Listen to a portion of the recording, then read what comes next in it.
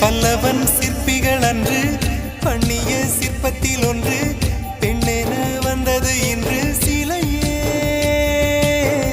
பல்லவன் சிற்பிகள் அன்று பண்ணிய சிற்பத்தில் ஒன்று பெண்ணென வந்தது இன்று சிலையே. உந்தன் அழகுக்கில்லை ஈடு, என்ன விலை அழகே, சொன்ன விலைக்கு வாங்க வருவேன், விலை உயிர் என்றாலும் தருவேன். இந்த அழகை கண்டு வியந்து போகிறேன்.